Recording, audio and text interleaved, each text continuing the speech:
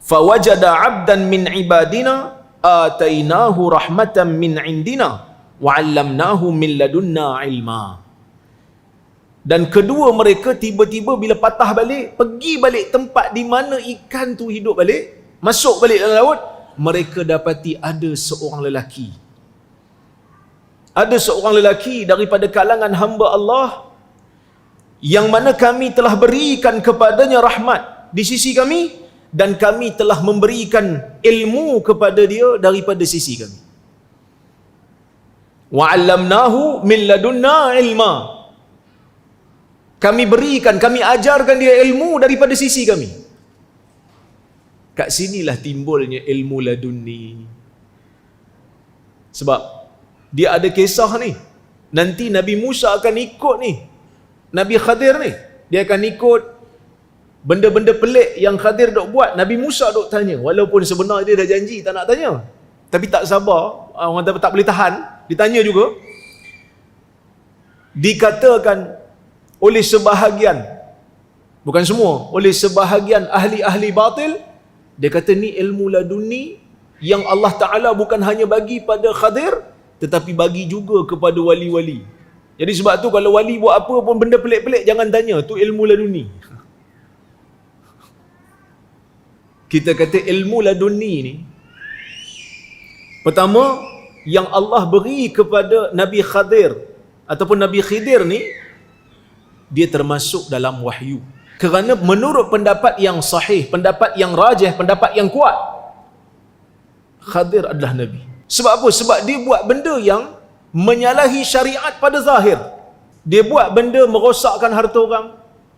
Benda tu salah dari sudut syariat yang zahir, tapi dia buat tu dan dia bagi tahu, wa ma fa'altuhu an amri. Aku bukan buat tu kerana aku yang nak buat, tetapi kerana adanya wahyu daripada Allah. Jadi apa yang Allah Ta'ala bagi pada Khadir adalah wahyu. Jadi kita tak bolehlah nak dakwa saya buat benda yang menyalahi syariat kerana saya ni dah sampai tahap wali macam Khidir juga.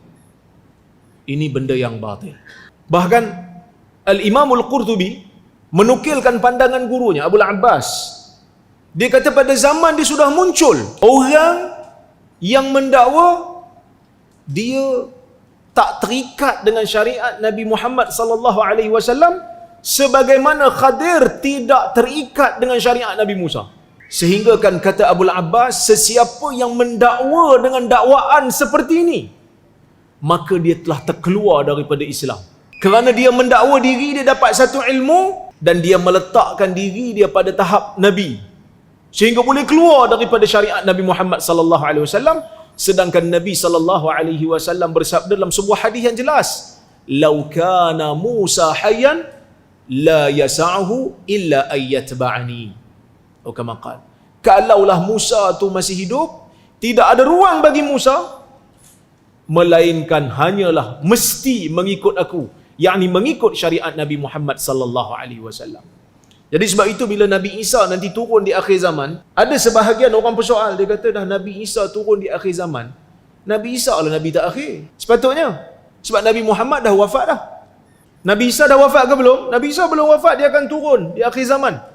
Jadi dia turun tu maka dia lah Nabi terakhir. Kita kata tak, bukan dia Nabi terakhir. Nabi Muhammad sallallahu alaihi wasallam tetap dipanggil sebagai khatimul anbiya, penutup segala nabi. Dah tu Nabi Isa turun buat apa? Nabi Isa turun bukan nak mengajarkan syariatnya. Sebab tu Nabi Isa turun, dia masih lagi mengikut syariat Nabi Muhammad sallallahu alaihi wasallam. Dan sebab tu dalam peristiwa bila Nabi Isa turun tu, dia tetap mendahulukan pemimpin orang Islam untuk menjadi imam di dalam salat sebagai satu isyarat bahawasanya dia turun bukan untuk mengajar syariatnya, tetapi untuk menyelesaikan misinya, membunuh Dajjal, membunuh Al-Masih Ad-Dajjal yang Allah Subhanahu wa taala tugaskan pada dia. Okey. Jadi siapa yang dakwa dia boleh keluar daripada syariat Muhammad seperti mana Khidir tak ikut syariat Nabi Musa, maka dia terkeluar daripada agama, terkeluar daripada Islam. Tak ada orang yang ada ruang untuk keluar daripada syariat Nabi Muhammad sallallahu alaihi wasallam. Kalau tak, oh senanglah. Habis itu macam mana Khidir boleh keluar? Kerana syariat itu berbeza. Syariat Nabi Musa Allah Ta'ala turunkan kepada manusia yang tertentu, kaum yang tertentu, kepada Bani Israel, yang tidak menyeluruh kepada keseluruhan kaum yang ada pada ketika itu. Berbeza dengan Nabi Muhammad sallallahu alaihi wasallam. Bu'istu ilan nasi kafah, dalam riwayat menyebut, atau kama qala, aku diutuskan oleh Allah Azza wa Jalla kepada semua manusia. Jadi sebab itu kita Melayu yang bukan Arab pun, kita masih lagi terikat dengan syariat Nabi Muhammad sallallahu alaihi wasallam. Baik. Tapi adakah bermakna Islam menolak, tolak terus ilmu yang datang melalui ilham? Kita kata tak.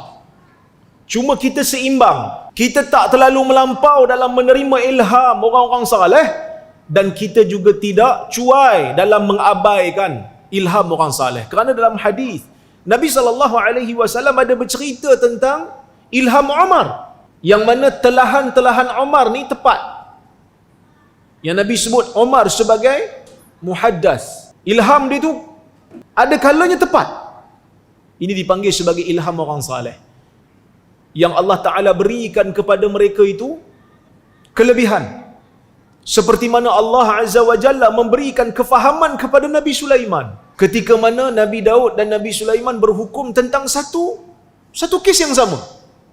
Allah memberi faham kepada Nabi Sulaiman, Allah memberi ilham kepada Nabi Sulaiman. Cuma ilham orang saleh ni tidak diberikan kekuatan hujah. Tak boleh nak menetapkan satu-satu hukum syarak semata-mata dengan ilham, tak boleh. Kerana dia bukan datang daripada wahyu, tapi dia boleh dijadikan sebagai panduan. Panduan saja boleh. Tapi nak jadikan sebagai hujah dalam agama, nak menetapkan satu hukum, tak boleh. Itu tidak dibenarkan. Baik.